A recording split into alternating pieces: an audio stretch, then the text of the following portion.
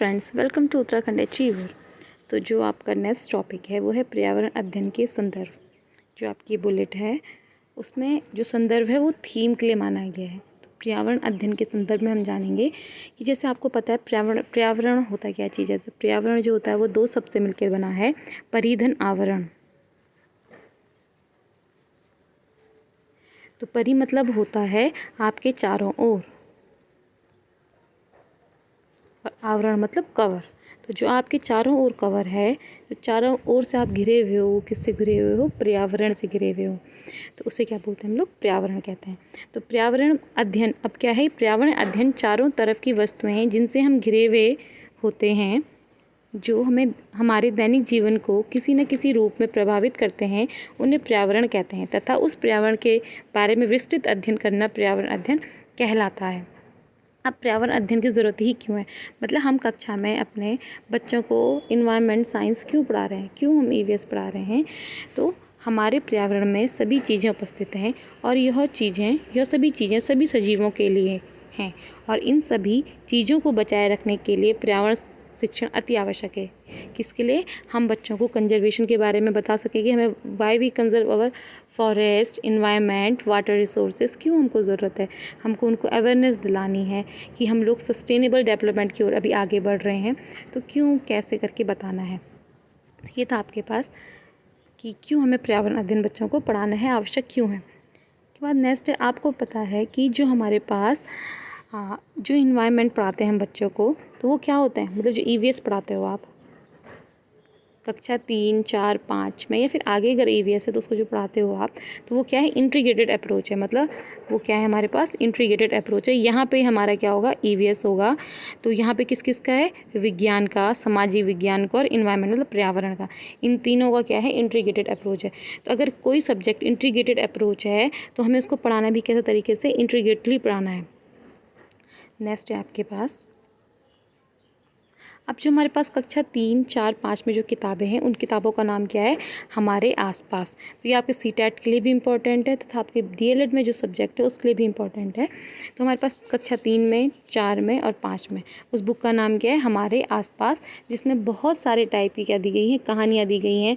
मतलब पूरे के पूरे भारत को हमारी किताबों में समाया गया है। कि वहीं अगर आपको लद्दाख के बारे में बताया होगा कि बच्चे वहाँ स्कूल किस तरीके से जाते हैं, वहीं आपको यहाँ ये भी बताया गया होगा किस तरीके से साउथ में बच्चे जाते हैं, उत्तराखंड में बच्चे जाते हैं, वो सब बताया गया होगा। अब है पर्यावरण अध्ययन प्राथमिक कक्षाओं में। तो जो प्राथमिक कक्षा है, कक्षा 1 में और 2 में, वहाँ पे पर्यावरण अध्ययन नहीं चलता है। वहाँ पे क्या होता है? जो हमारे पास भाषा होती है, भाषा और किस में? भाषा के माध्यम से, गणित के माध्यम से बच्चों को क्या बताया जाता है? पर्यावरण के बारे में बताया जाता है। तो वही प्राथमिक स्तर में एनसीएफ 2005 2 कक्षाएं में नहीं है। उसमें क्या होता है? कक्षा 1 और 2 में क्या होता है? पर्यावरण के लिए कोई पुस्तक नहीं होती है। इन कक्षाओं में हमें बच्चों को भाषा तथा गणित के माध्यम से अपने आसपास की प्रकृति तथा पर्यावरण के बारे में उनसे परस्पर अनुभव के द्वारा उन्हें सीख दी जाती है। तो जैसे हम क्या बोलते हैं, बातचीत के माध्यम से बच्चों को हम क्या करते हैं? इन्वायरमेंट के बारे में बताते हैं। अब हमारे पास थीम अप्रोच है। हमारे पास जो आप लास्ट वीडियो देखी होगी, तो बहुत सारे टाइप की क्या होती हैं? अप्रोचेस होती हैं। उनमें से एक थीम अप्रोच।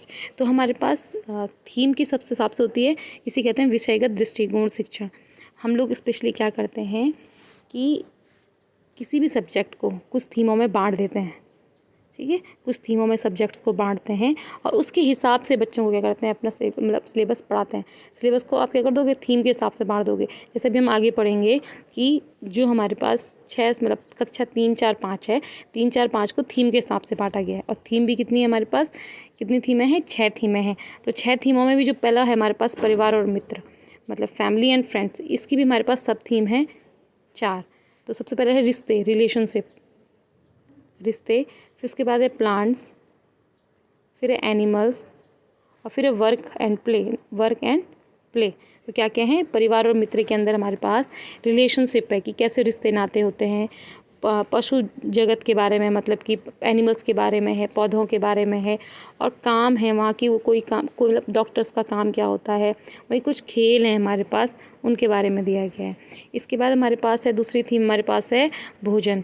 तो हम साउथ में रह के और हम लोग नॉर्थ में रह के क्या क्या खाते हैं बच्चे को पता होना चाहिए कि हम जो नॉर्थ वाले बच्चे हैं वो साउथ में क्या खाया जाता है, नॉर्थ में नॉर्थ ईस्ट में क्या क्या खाया जाता है, उन सब के बारे में। इसके बाद है शेल्टर, किस किस तरीके के घर होते हैं, हिमाचल के लोग किस तरीके का घर बनाते हैं, वहीं हमारे पास और जगह के लोग किस किस तरीके के घर बनाते हैं।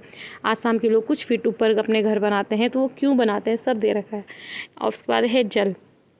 जल हमारे पास मतलब कि आपके पास क्या है, हम लोगों को पानी का कंजर्वेशन करना है, पानी कितना % हमारी अर्थ में है, किस किस तरीके से सोर्स है हमारे पास पानी के, सब कुछ है। इसके बाद है यातायात। यातायात मतलब कि जैसे कि आपको पता है हमारे पास सीटेट में भी क्या आते हैं, क्वेश्चंस आते हैं कि 24 आवर क्लॉक होती है जो, उसके हिसाब से हमें टाइम और डिस्टेंस देखनी होती है। तो यातायात के कई साधन होते हैं, उनके बारे में दिया गया है। अब हमारे पास लास्ट है, हम चीज़ें कैसे बनाते हैं और करते हैं। मतलब हम लोग चीज़ें कैसे बनाते हैं, मतलब जो ये है, हम अगर बोला जाए NEP 2020 के हिसाब से, तो ये क्या है, इन सारे नॉलेज का जितना उसने नॉलेज गेन किया होगा उसका यूज़ है। किस तरीके से बच्चा अपने आप को क्रिएटिव बना सकेगा कि हम चीज़ें कैसे बनाते हैं और क्या यूज़ करते हैं। तो ये सब किसके बारे में था, आपके पास थीम्स में बांटा गया है आपके पास कक्षा 3, 4, 5 की EVS की किताब को। तो ये थीम्स थी। Thanks for watching.